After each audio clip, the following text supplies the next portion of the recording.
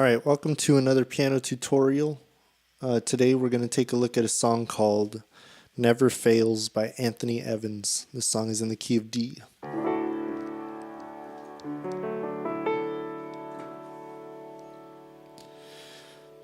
Okay, so this song is actually pretty repetitive. If you take a look at the verse and the chorus progressions, they're practically the same progression.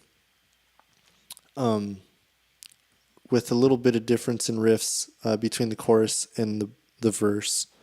But it starts out on a G9. So that's the way I play a G9. Basically, it's comprised of two chords. It's a G on your left hand, playing the G and the D, so the root and the fifth. And your right hand is going to do the 9, which is an A. It's going to do the D, which is the 5 again, and it's going to do the major 7, which is F sharp. So just about every time we play a G in this song, it's going to be this G9 voicing.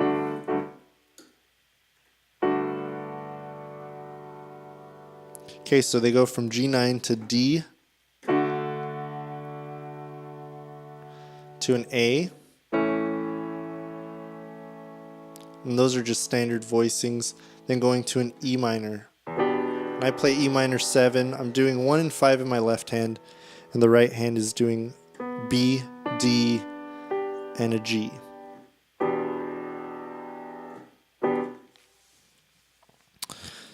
Okay, so that's the main progression for the intro and the verse. So difference between the two: the intro is just a little bit more riffy, a little bit more complex. So what they do in the intro is they play, so they do G. And that's the rhythm. So against a beat, 1, 2, 3, 4.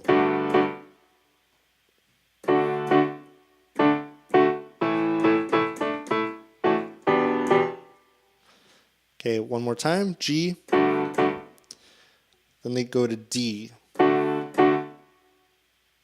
Now, in between changing from D to A, they do this thing with the right hand.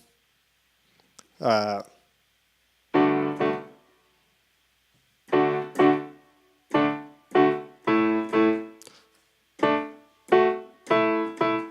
right hand, you're keeping your thumb on the A.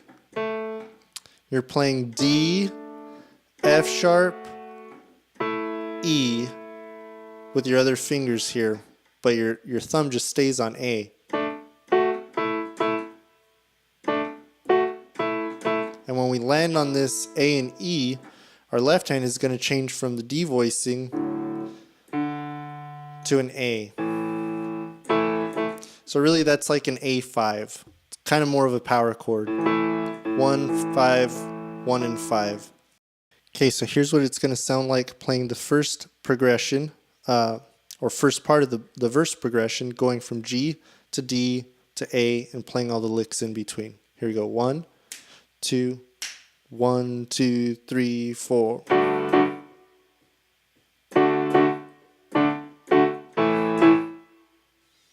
Okay, so once we land on A, we're going to do this thing with our right hand. So I'm, again, leaving my thumb on A, and I'm switching between, with my other fingers, an E and a D, back to E. Okay? And then we play a D in between that. So hit that D, and all of this is real staccato, really short notes. And that'll take us from here to our E minor.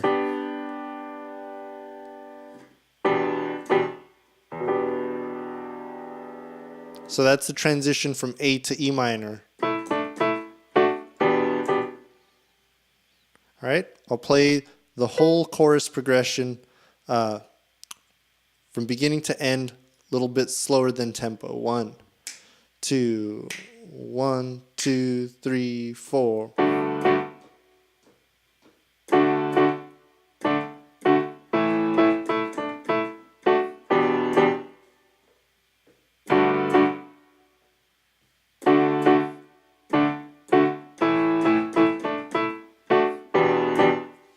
Okay, so that's the whole chorus progression. You just repeat that progression over and over again. That's the chorus and the intro progression. So right when we come into the beginning of the song, that's what they're playing.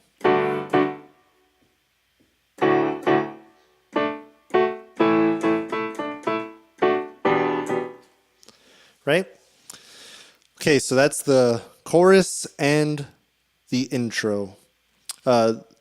The verse is the same exact chord voicings, just without all of the licks in between.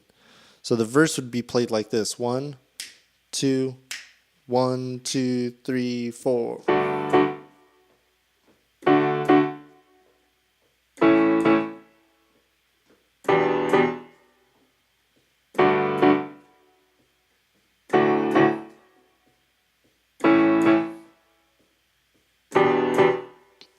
Okay. Do want to point out before we go any further that there isn't piano in the original track. So everything I'm showing you here is just kind of my interpretation of what's happening on the synth. I've kind of adapted this song to be played on piano. So when we play it, we'll actually be playing with a piano sound with the synth tracks kind of in the back. Whereas in the original track, the synth is really kind of at the forefront of the mix. But again, that doesn't really make sense for us in our arrangement. So just wanted to point that out. If you're wondering why you're not hearing piano in the original track, it's because it's not there. All right, let's take a look at the bridge. The rest of the song is pretty self-explanatory. There's nothing really complicated going on. But I just want to point out the timing on the bridge. And I'm looking at the chord chart now. I'm talking about bridge 1.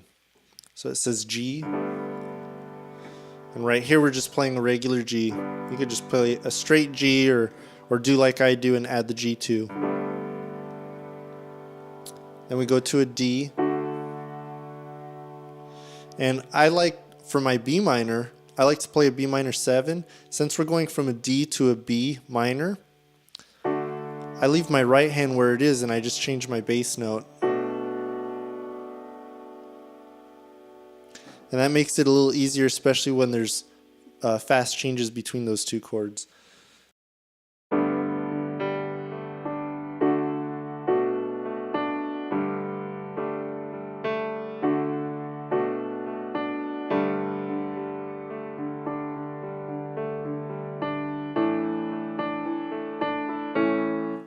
Okay, so the bridge is just G, D, B minor.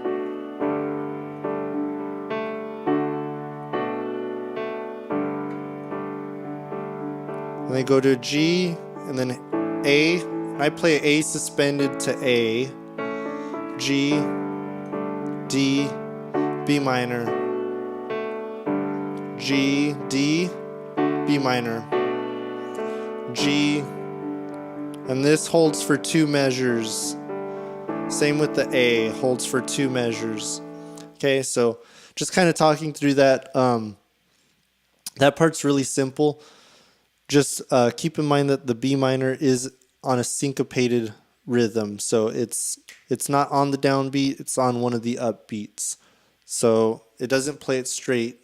So it'd be like 1, 2, 3, 4, 1, 2, 3, 4, 1, 2, 3, 4, 1, 2, 3, 4, 1, 2, 3.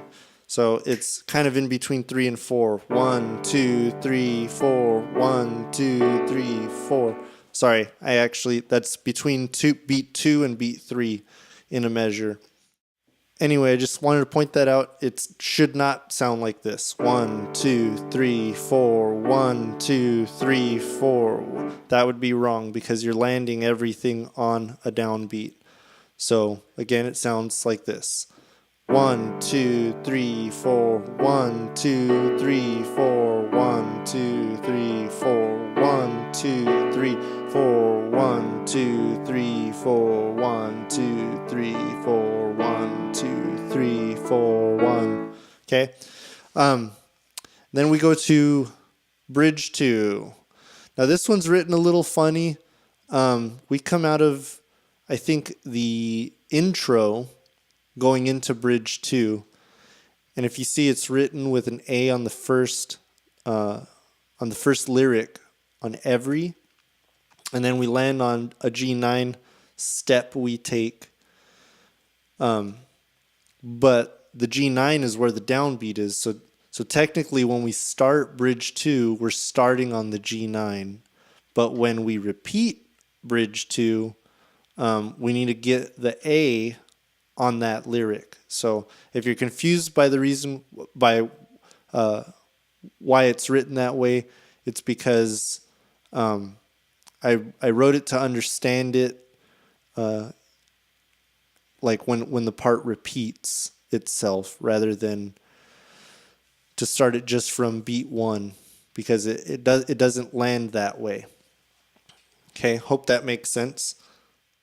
All right, so here's what bridge 2 sounds like. 1, 2, 1, 2, 3, 4, G, A, B minor, G, A, B minor, G. So B minor is kind of used as a passing chord between A and G. It's kind of the way I think about it.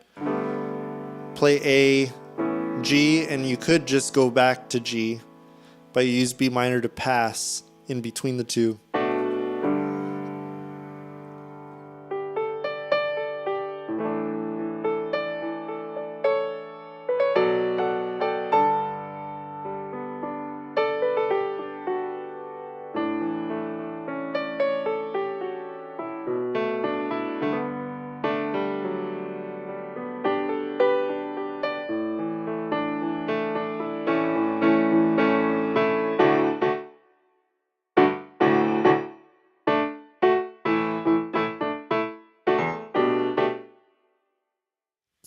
All right, so that's pretty much it for this song.